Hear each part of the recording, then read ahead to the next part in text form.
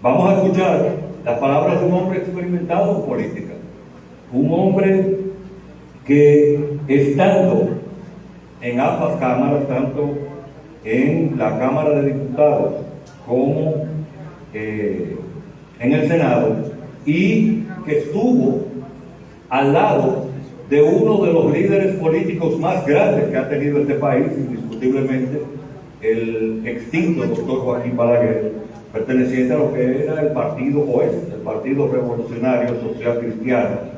Es un experto en política. Me refiero a don Franz Martínez.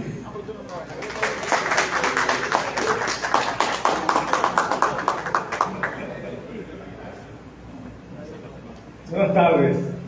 Quiero pedir, con la anuencia de ustedes, de manera respetuosa, que se pongan de pie y le demos un fuerte aplauso a esos 4 expositores que vienen de otras ciudades y que dan el sentido a esta hermosa iniciativa que ha tenido nuestra sociedad que caiga peña.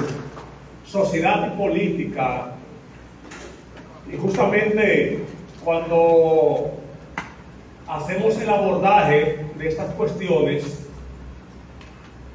recuerdo un libro que ya lleva varios años de Thomas Friedman. El título es Gracias por llegar tarde.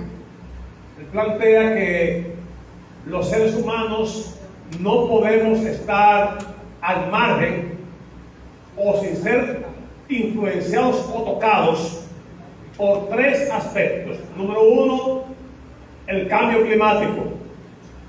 Número 2, la tecnología. Número 3, la globalización. No hay forma ni manera de que un país o los ciudadanos estemos al margen o exentos de la política. No hay forma ni manera. Y a veces nos encontramos con personas que nos dicen: no me hable de política. Eso es muy sucio. Los políticos son un grupo de personas extrañas que a veces entienden que están por encima de los demás. Pero por un asunto de asociación del Estado, todas las personas y los ciudadanos estamos obligados a contribuir con la carga pública, con los impuestos, con las tasas. Y entonces luce como paradójico, contraproducente, que usted, pagando su dinero de los impuestos, dice que no le importa ni le interesa la grande política. Bueno, posiblemente, y ese no es el motivo de mi exposición, que estén corriendo en el mismo escenario la política como ciencia y la politiquería como actividad. Y muchas veces el politiquero se pone el traje de político, hace creer que es político, pero en esencia es un politiquero. Pero la gente dice: mira cómo actúan los políticos. Es un asunto de percepción. Justamente estamos hablando de 13 años a partir de la reforma del 2010, donde por primera vez hemos constitucionalizado a los partidos políticos. El artículo 216 de nuestra ley sustantiva indica que es libre la formación y organización de los partidos, y que lo que los partidos deben hacer es garantizar que la transparencia y la democracia interna. Y atribuye este artículo 3 funciones esenciales o competencias. Número 1, que los partidos deben garantizar la participación de ciudadanos y ciudadanas con miras a promover una mejor democracia. Segundo, determinar los aspectos del pluralismo político, coadyuvando a lo que es formar la voluntad de los ciudadanos. Los partidos son canalizadores de decisiones y de voluntades, y se ha definido como actores intermedios entre el Estado y la ciudadanía. Y un tercer elemento es el tema acerca del desarrollo humano, el desarrollo de la sociedad, el bienestar colectivo y sobre todo el tema que tiene que ver con los elementos de la felicidad, sin entrar en muchos detalles, si lo importante es la felicidad o es el bienestar. Posiblemente para Martin Seligman, autor de un primer libro, La auténtica felicidad, y luego un segundo libro, La vida que progresa, la convivencia es el bienestar. Pero los partidos están llamados a cumplir un rol fundamental, clave, porque de lo contrario tendríamos que eliminar el artículo 2 de nuestra Constitución, que se refiere a la soberanía. La soberanía reside exclusivamente ¿en quién? En el pueblo, de quien emanan todos los poderes, los cuales se ejercen por representación.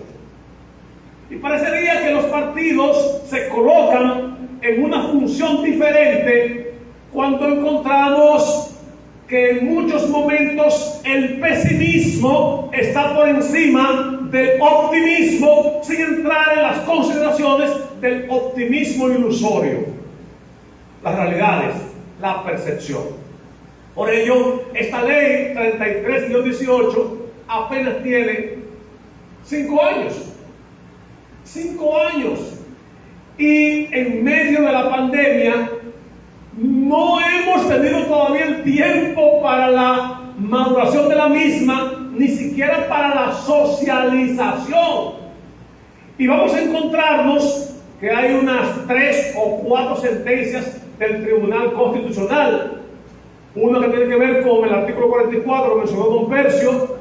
Otra que tiene que ver con el tema de las reservas. Otra que tiene que ver con el tema de la afiliación y la desafiliación, que consigna el artículo 7, 8 y 9 de esta ley. Y además, posiblemente, dadas nuestras características y particularidades, continuamos en los movimientos políticos, y hay gente, y no es el propósito de cuestionarle, simplemente el tema de la legalidad, partiendo de lo que indica el artículo 40, numeral 15 de la Constitución, que a nadie se le puede obligar a hacer lo que la ley no manda, ni impedírsele lo que la ley nos prohíbe. La ley es igual para todos. El tema de la afiliación y la desafiliación es un elemento que pienso que todavía vamos a tener con ciertas ambigüedades, a pesar de que la ley es dura, todavía hasta las elecciones del 24, que se comportan como especie de un destroyer, de un factor muy absorbente que llama la atención para el tema de las lealtades políticas o de las conveniencias o de la participación. No entraré en las valoraciones, tenemos que enfocarlo en función de una diversidad de decisiones o determinaciones de los seres humanos. Pero aún así, tenemos por primera vez el tema de la afiliación exclusiva, la desafiliación, y además tenemos el debido proceso. ¿Cómo se realizan estos componentes para evitar que hayan violaciones a los derechos de quienes participan en los partidos políticos? Bueno, nos podemos ir al artículo 22 de la Constitución. El derecho de elegir y ser elegible, elegible, elegible. En los debates, Rajado, yo pienso que tú participas también, hicimos un gran debate con esta expresión, elegido o elegible. Y decían, bueno, elegido es cuando se consumó el hecho. Elegible es cuando es un potencial para que el soberano decida si lo elige. Pero aún así tenemos el artículo 22, que es un derecho de ciudadanía, elegir y ser elegible para las diferentes funciones, salvo aquellas que haya un impedimento constitucional o legal. Pero ¿qué nos interesa? Porque los partidos están llamados a cumplir con este rol. El abordaje de la cuota o de la determinación de la postulación encuentra ahora, estamos en una especie como si estuviésemos en un embrollo. Lo explico. Tenemos el artículo 53 de la ley 33-18 que se refiere al tema de la cuota de género y que las juntas electorales no aceptarían una propuesta que no cumpla con el porcentaje del 40-60 que establece el artículo 33, pero en la ley 20-23, la ley electoral, en el artículo 142, se estableció el porcentaje, se reedita el porcentaje del 53, pero dice de la cuota nacional. La Junta tiene que reglamentar y establecer a través de una tabla cómo será la propuesta de los candidatos. No dejarlo a merced de circunstancias. Pienso que esa es una. Y lo otro es la sentencia del Tribunal Constitucional 0104/20, como dicen los abogados, del 2020, que establece que la cuota es por género. Si partimos del artículo 184, de que las sentencias del Tribunal Constitucional tienen carácter vinculante y deben ser cumplidas y acatadas por todos los órganos del Estado, estamos ante un dilema. Una ley 2023 enfrentada con una decisión del órgano constitucional. Bueno, entremos ahora a un aspecto que es relevante tocarlo. El artículo 96 de la ley 2023 introduce, ampliando el concepto de la ley de partidos, 7 niveles de elección. 7 niveles de elección. 7. El nivel presidencial, que es la elección conjunta del presidente y vicepresidente. El nivel senatorial, que ya lo tuvimos en el 2020. El nivel de alcaldes, de diputados, que es el tercer nivel. Cuarto, el nivel de alcaldes. Quinto, el nivel de regidores. Sexto, el nivel de directores para los distritos. Y séptimo, el nivel de vocales.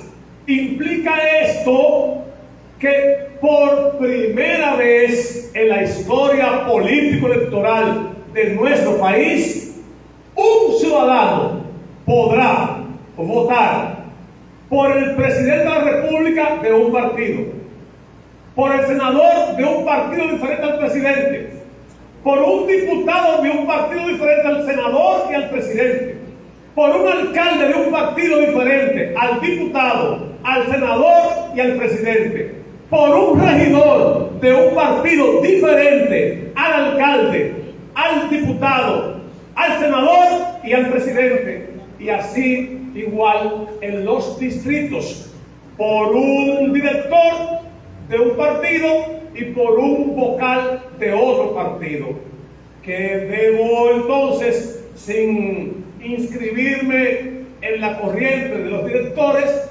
que prefieren que los llamen alcaldes, y a los vocales regidores. No hay ningún tipo de inconveniente con esto.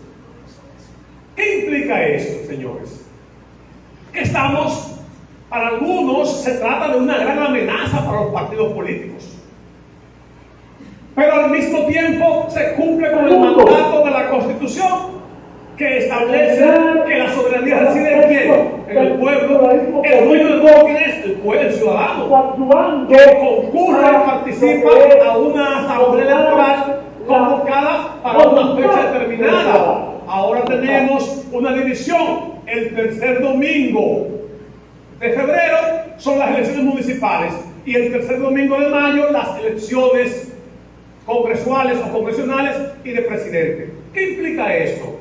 Que hay que trabajar en función de cumplir con la ley 33-18, cumplir con la ley 20-23 y cumplir también con las decisiones del Tribunal Constitucional y de otras circunstancias que puedan darse en los procesos electorales. Caminando un poco y haciendo una asociación entre los niveles de elección, vamos a tener que en febrero del 2024 a cada votante, cada ciudadano que concurra, le entregarán 2 boletas, 2. Una para alcalde y otra para regidores. En la de mayo del 24 serán 3 boletas. Ahora vayámonos entonces a la parte que puede ser de la carpintería basada en la legitimidad y en la parte jurídica de los partidos. El artículo 131 de la ley 20-23 establece el tema de las alianzas políticas. Y por lo tanto, un partido tiene facultad o capacidad para hacer una alianza para alcaldes e ir con su propia boleta en el nivel de regidores. Son independientes. Igual que los diputados y los senadores. Usted puede ir en alianza entre senadores y puede ir separado en el nivel de diputaciones. Todos esos elementos nos llevan a que la política no solamente hay que tenerla desde el punto de vista de las simpatías, también hay que trabajar el contexto de la carpintería para poder sintonizar con una serie de aspectos que están envueltos en el campo de la política. ¿Qué les puedo decir de manera adicional? Bueno, que la propuesta de candidatos, hay circunstancias a veces especiales y hemos tenido experiencia e informaciones de que en el camino alguien cambia la boleta, borra con un liquid paper y pone a otro candidato, pero ahora, bueno, ya a partir de las elecciones del 2016 hemos tenido un sistema totalmente informático con una llave electrónica y va a ser resultado de lo que ocurra. Bueno, para los partidos que van a primarias, y ahí tenemos que irnos a el periodo de la pre-campaña que inicia el primer domingo de julio del año preelectoral. Se está hablando ahora, el día 2 de julio inicia la pre-campaña y termina el 29 de octubre, el último domingo. Los partidos que van a primaria, ya el día 14 tuvimos un plazo para notificar a la Junta Central Electoral la modalidad que escogerían los partidos en función de lo que establece el artículo 45 de la ley 33-18. Entonces, a partir de ahí, ese periodo de pre-campaña también está marcado por 30 días antes del inicio de la pre-campaña. Los partidos están en la obligación de notificarle a la Junta Central Electoral las reservas que harían. Bueno, en el tema de las reservas hay también otro factor de discusión, de análisis. Hay una sentencia, la 027-19 del Tribunal Superior Electoral, que establece que esa cuota debe ser en función del total de los niveles. Hay todavía un debate en función de esto, porque el artículo 58 de la ley 33-18 tiene unos elementos que los partidos están planteando. Ahora mismo, pienso que el lunes o el martes, la Junta Central Electoral estará apoderada de una especie de consulta a los fines de que con tiempo defina qué va a ocurrir, porque el día 2 de junio, 30 días antes, hay que depositar en la Junta. ¿Para qué? Para que los partidos tengan la libertad de hacer sus posibles alianzas o asignar las candidaturas reservadas a dirigentes de sus propios partidos. Esto tiene, pienso que estamos definidos por primera vez se define el tema de las alianzas con tiempo. ¿Por qué? Porque 100 días antes de las elecciones los partidos deben depositar. 100 días antes los partidos deben depositar los pactos de alianzas o coaliciones. Dije 100, no puede ser 101 días o 112, que no, me dan un chance, 100 días.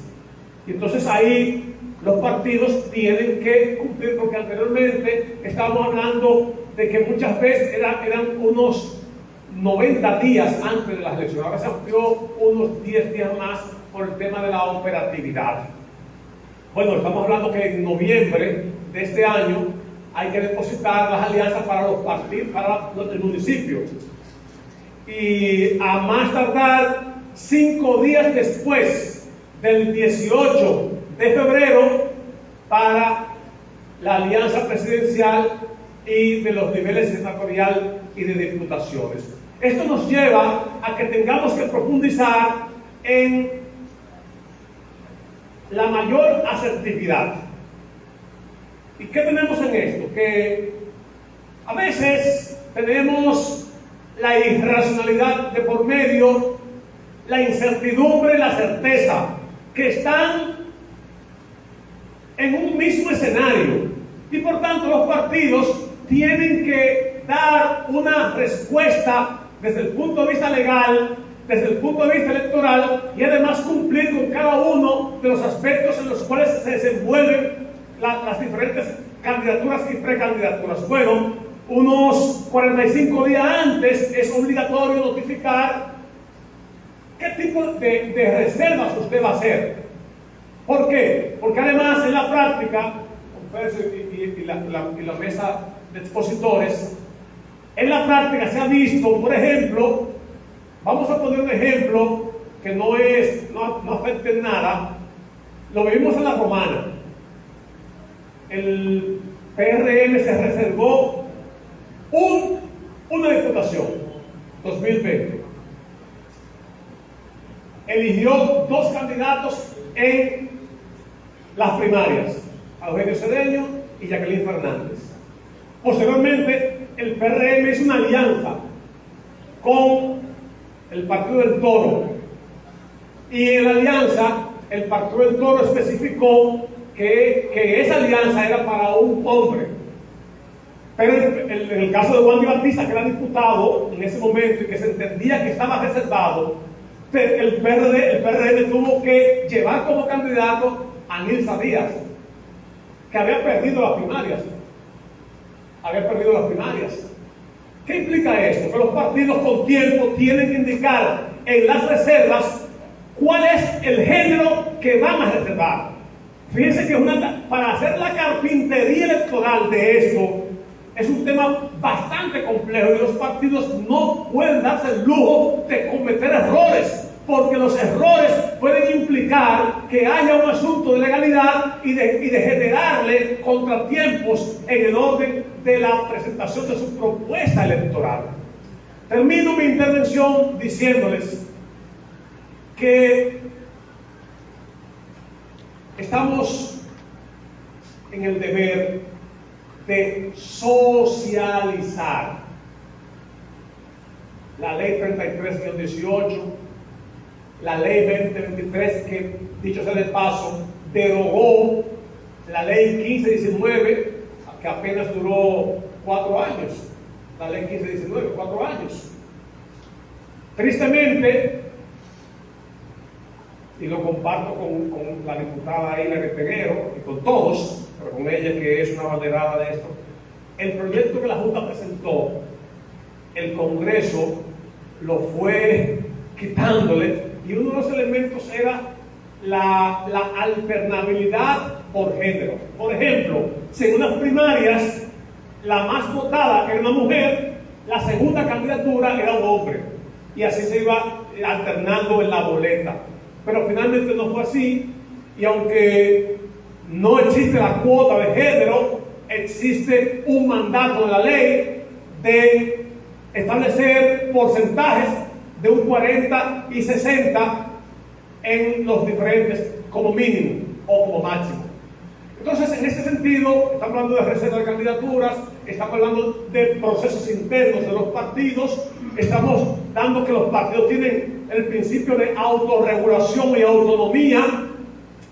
Hay un factor, que el profesor lo mencionó, el tema de las encuestas, que está como una modalidad, pero en un país como el nuestro, con altos porcentajes de incredulidad y de desconfianza, el tema de las encuestas resulta como es subjetivo, tiene envuelto las pasiones, tiene envuelto las expectativas y otros factores más que hacen que muchas veces el concepto de encuestas no se ve así, o cómo fue influenciada o cómo fue hecha el tema del cuestionario, o sea, la tabulación del mismo. Todos estos elementos hacen que esta modalidad se vea un tanto suspicaz. De hecho, la sentencia 0441 del Tribunal Constitucional establece que sí, que las encuestas es una modalidad para escoger candidatos. Esto implica que después que pasen las elecciones, con las vivencias y experiencias que tengamos, tendríamos que hacer las adecuaciones correspondientes, porque ya tenemos una cita. No descarto, tampoco me aventuro, que del 15 de abril a una fecha oportuna, posiblemente un mes o un mes y medio, 2 meses, en nuestro país aparezca alguien tratando de presentar algún proyecto para adecuarla a circunstancias vividas. Ya lo hemos tenido en el pasado. Son de los aspectos que tenemos que determinar, que haya realmente transparencia, que haya reglas y que todos nos aboquemos a cumplir con esas reglas, estén escritas o no, porque muchas veces la costumbre, aunque no es ley entre nosotros, también se nutre para que tomemos buenas decisiones. Así que gracias por la oportunidad de compartir estos conceptos y algunas ideas en torno a este tema. En mi caso, estoy en el diseño de un proyecto que ya lleva varios años, se llama IDECOM 3x7.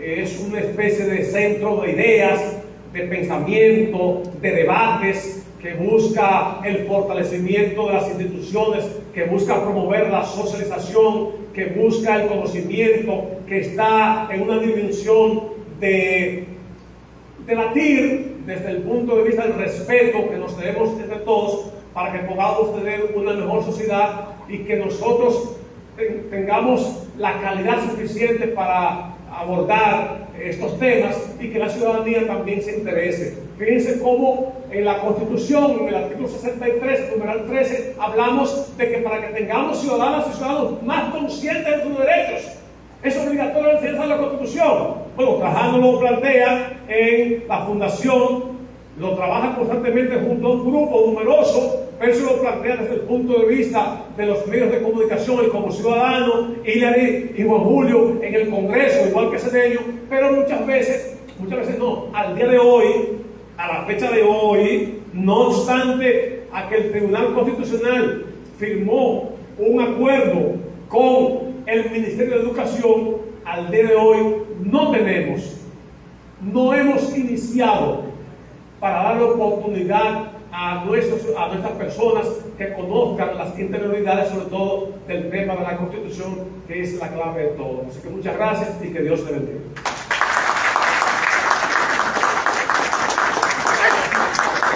Bueno,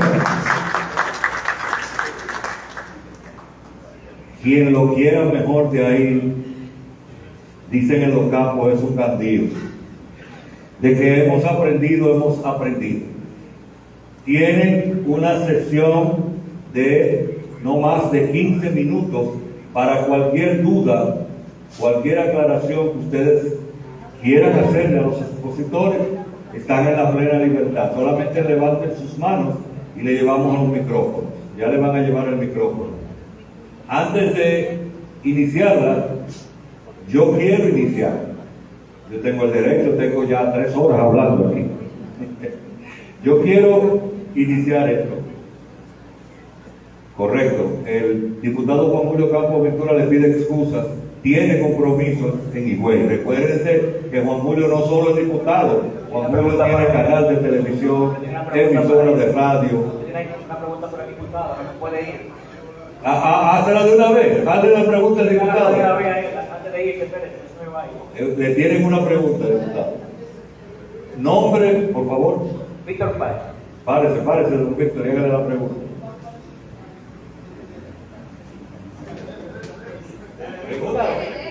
Diputado, el día pasado, hace unos 30 días más o menos, hicimos una encuesta joven y el 60% de los ciudadanos dominicanos dicen que los políticos hoy en día no nos garantizan el bien común de los ciudadanos. Dígame usted, ¿qué me responde? 60%. Bueno, pero en una parte podría esa encuesta arrojar luz y es verdad, hay muchos políticos, y eso lo comentaba Frank en su participación hace unos momentos, que no representan a la población, y por eso es que el pueblo en este proceso que viene, que tendrá la gran oportunidad de elegir, más que ir a votar, de elegir, porque ahora vamos a tener 7 niveles de votación.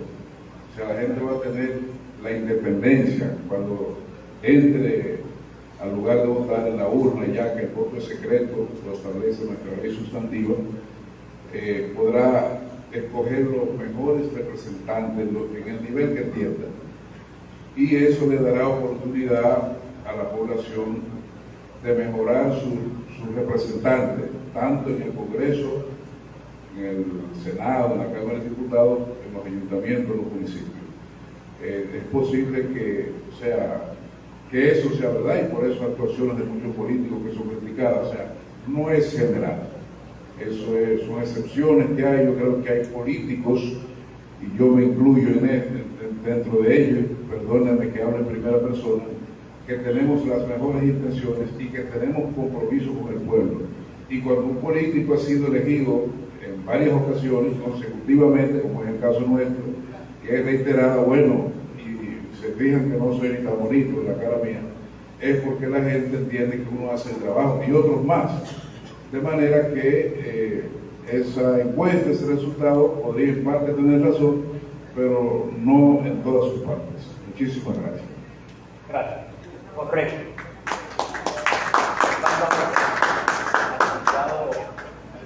Fran Martínez. Licenciado Fran Martínez, ¿por qué motivo es que en nuestro país la mayoría de veces repiten los mismos políticos cantidades de veces, exponiendo los mismos siempre? ¿Por qué en nuestro país siempre repiten los mismos candidatos políticos a una misma posición? Más claro. ¿Por qué motivo? Siempre los mismos, la misma persona. Bueno, yo pienso, Víctor, que el derecho de elegir y ser elegible corresponde a cada quien hacer el análisis. Vamos a poner Abraham Lincoln, aspiró 5 o 6 veces, perdió y al final ganó la presidencia. Tenemos el caso también de Lula, que aspiró 4 o 5 veces. No está ahí, la clave está en función de cómo se genera algún tipo de percepción, qué tipo de factores positivos puede tener un determinado candidato, porque al final el dueño de ese voto, que es el ciudadano, tiene la facultad de decidir si es este o es el otro.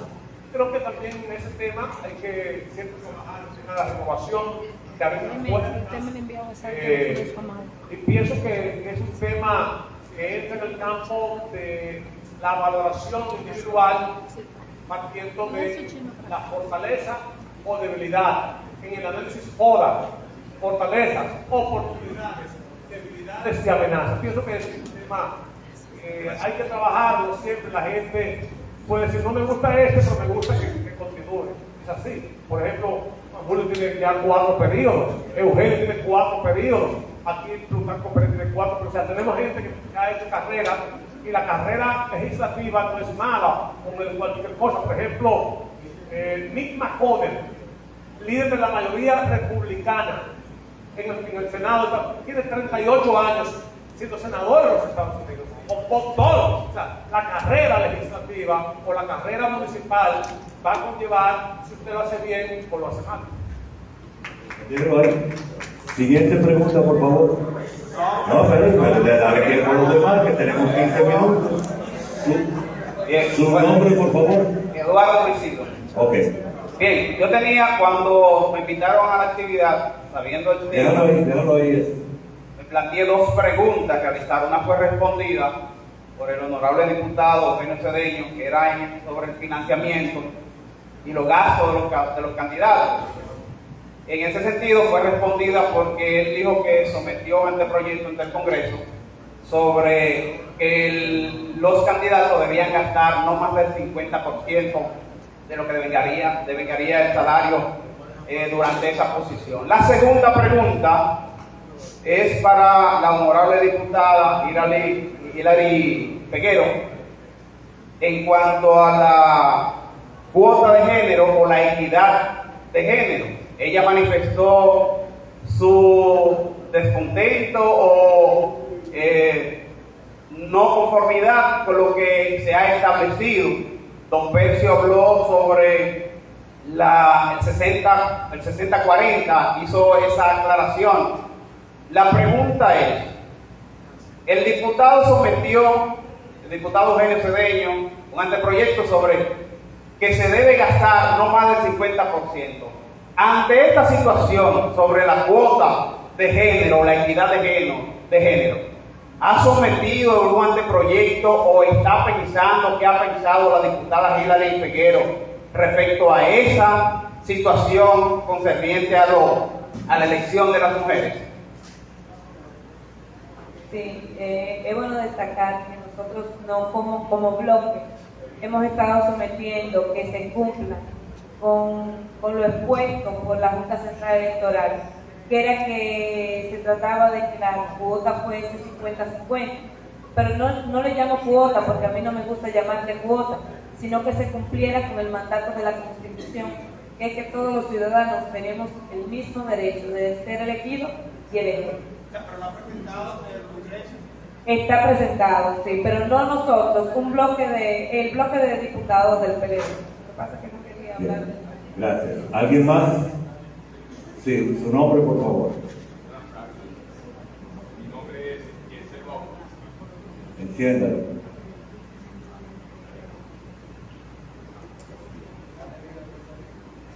Arriba.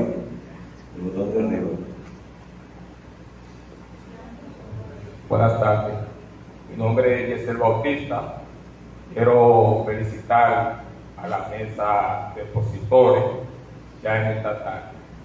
Mi pregunta va en base a la cuota de género, ya que lo estaba debatiendo con mi amiga Redis Oliver a la hora de repetir.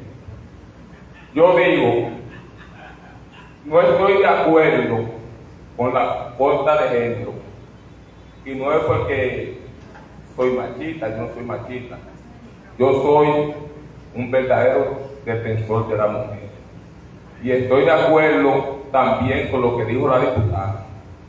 Ella no estaba de acuerdo en principio, pero digo eso porque los ponentes que están aquí con gente del medio como Don Percio, Fran Martínez, político, Trajano, Jordaliza, Cedeño y Juan Julio Campos, que ya no está aquí con nosotros. Yo entiendo que eso no debe estar en la ley 6040, porque a nosotros aquí en La Romana nos perjudicó el 6040. Tuvimos que llevar una boleta 50-50. Hubo una diputada muy eficiente y una muy deficiente. Por eso perdimos una diputación. Si la boleta se hubiera elegido como en principio con un hombre y una mujer, nosotros ganábamos 2 diputados aquí en La Romana. Sé que yo no iba a salir diputado, porque nosotros siempre sabíamos que Pedro Botello iba a salir diputado. Nosotros estamos luchando por la segunda diputación. Pero ¿qué pasa? ¿Por qué digo que no estoy de acuerdo?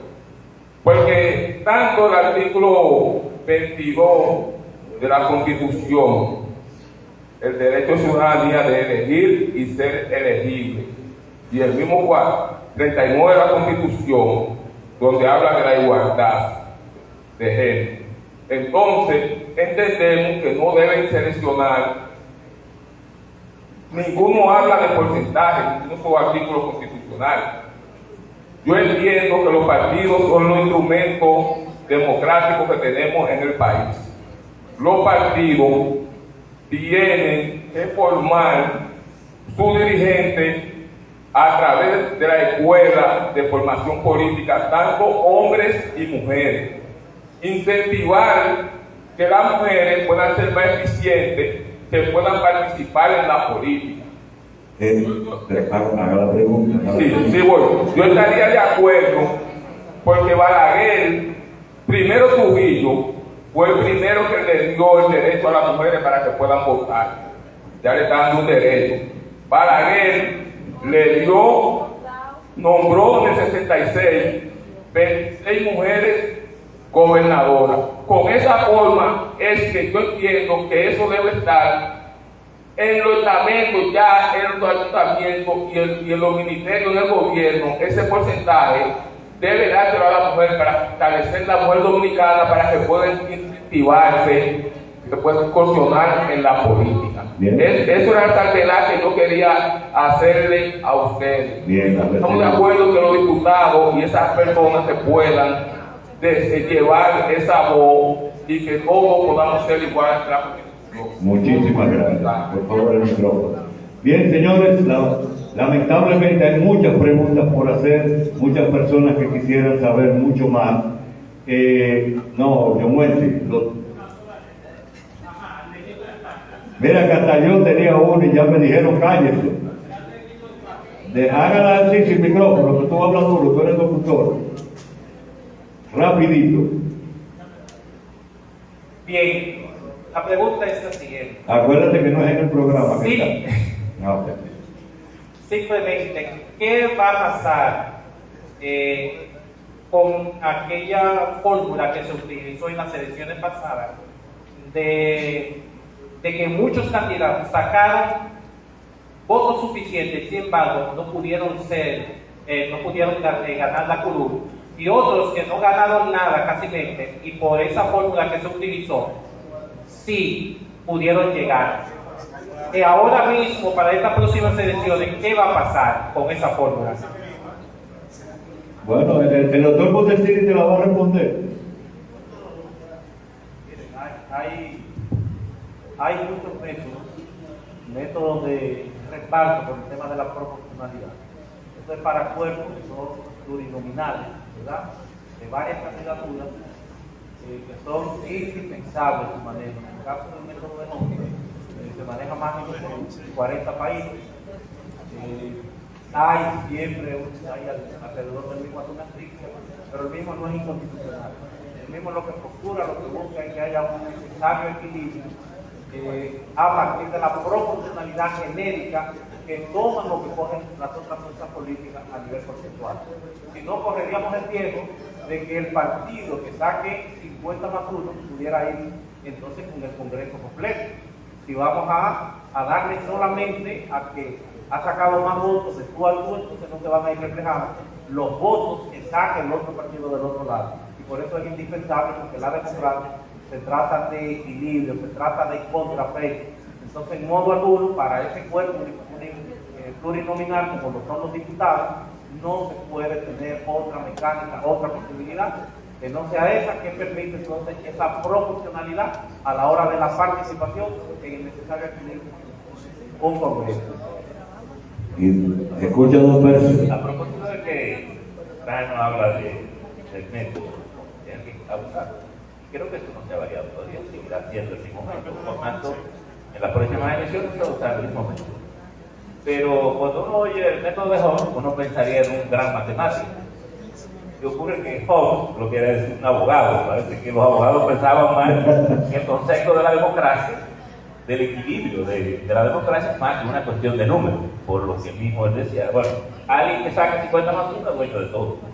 Y entonces hay una proporcionalidad. Igual en el caso del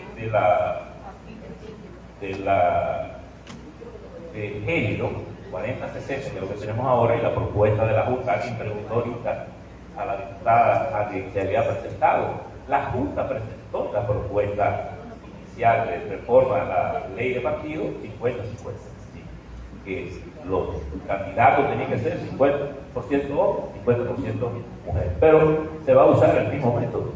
Y fue un abogado que lo pensó más en la parte institucional que en la parte patente. Bien, don Frank quiere decir algo. Esa parte es el escrutinio para la adjudicación de escaños. Obvio, en la parte de la carpintería electoral, en la integración, por ejemplo, en el caso de la Romana, que son 13 regidores, la sumatoria de los 13 candidatos, de los 13, es lo que va a dar el total para hacer el cotejo aritmético respecto a los demás. Y ahí entonces los más votados se les adjudica los votos de los demás, de los menos votados, y así sucesivamente. Lo que implica también que aunque hay una competencia interna, ningún candidato debería ir con un candidato débil, lo acaba de decir Yesel. Por ejemplo, en la Romana hubo dos candidatas, Jacqueline Fernández y Juliana Imbáez, obtuvieron más votos individuales que un diputado actual por el asunto del método de Hobbes, porque finalmente la sumatoria es en función del partido que postuló a esos candidatos. Ya es la adjudicación de partido a partido en función de los que tuvieron mayor cantidad de votación en la asamblea correspondiente. Es un poco, a veces es chocante, pero los partidos políticos no van a permitir que se le cercene el tema del escrutinio, partiendo de que también eso implica que con uno de los niveles de elección tú puedes obtener la mayoría para el financiamiento de los partidos. ¿Comprendió? Ok. Ya. Perfecto. Vaya, en la pregunta, porque no me puedo ir sin decirle algo al señor con relación a la pregunta que le hizo a Víctor, a la segunda pregunta que le hizo a mi colega Juan Julio, cuando habló de la corrupción, y yo me voy a decir que yo estoy en el Congreso y me voy a hacer de cuenta que usted habló de la corrupción en el Congreso, en los casos de las personas que van a puestos políticos. Lo que pasa es que nosotros, las personas que somos electas por el pueblo, somos una representación del pueblo. Nosotros allí, en todo el sentido de la palabra, lo que significa que allí se ve lo que hay afuera. Bien, don Percio, el asunto se ha entendido, el asunto se ha puesto bueno ahora. Déjeme decir esto, porque yo pienso que la política era muy clara para esos tiempos. Aparte de que la política es cara. Repite mucho porque la política es cara ahora y el dinero es lo que está pidiendo. Bueno. El dinero siempre tendrá una influencia importante, ¿no? Pero quería decir a propósito de esta diferencia que a veces tenemos con el legislador que saca más pero no saca. Y esto tal vez es un elemento cultural de que está en la política. que damos mucho seguimiento a las elecciones de los Estados Unidos. Y no siempre el presidente que saca más voto popular es el que gana. Por tanto, para nosotros es algo incomprensible. ¿Cómo que yo saqué más votos y que yo no gané? No, lo que pasa es que eso tiene otro tipo de naturaleza de carácter político. Como ustedes saben, Estados Unidos es una asociación de estados nacionales. Y esos estados, en la discusión de esa integración, se determinó para que los estados grandes, por ejemplo, Estados Unidos tiene Senado y Cámara de Representantes. Cada estado de esos tiene un representante a los fines de que las condiciones sean iguales para todos los estados, los grandes y los pequeños. Eso es el resultado de un pacto político de estabilidad. Y segundo, para que los estados más grandes, por ejemplo, si un estado se va haciendo más grande, Nueva York, Filadelfia, Miami, de pronto ese estado puede sacar montones de personas, y un estado como el de Ohio o de Filadelfia o algo, tiene menos población, entonces quedaría en minoría a nivel congresual. Por tanto, no siempre la matemática es la que resuelve el problema, si se trata de pactos de carácter institucional y político. Por eso, lo que gana el presidente, es decir, en Estados Unidos, en realidad, usted no le vota en la práctica, usted no le vota directo al presidente, aunque usted vote por él como presidente. Pero lo que él está disputando es la cantidad de colegios que tiene ese estado en el que usted votó. Por tanto, él sacó más votos popular, pero ella ganó más colegios, por tanto, la que ganó fue ella. ¿Correcto? Y es importante que dominen este aspecto desde el punto de vista cultural, porque están ustedes en la política. Bueno, muchísimas gracias.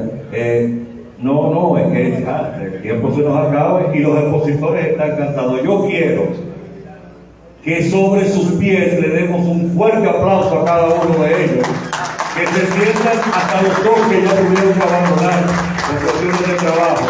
La verdad que el esfuerzo realizado por ellos, algunos de ellos viniendo desde Santo Domingo, desde otras latitudes, el único que tenemos aquí es a Don Frank, después todos son fuera de este territorio. Pero no sin antes, no quiero despedirme sin que le demos otro fuerte aplauso a Yokaira. La verdad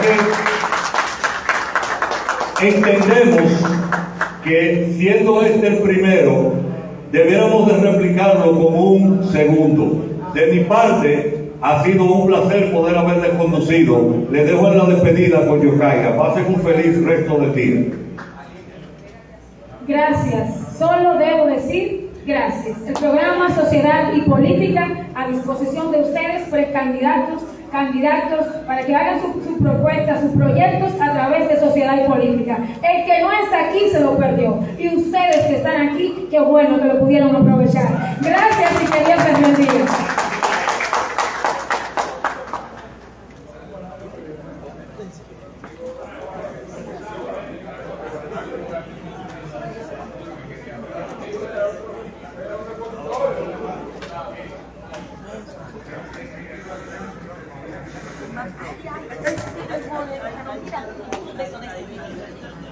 Mira,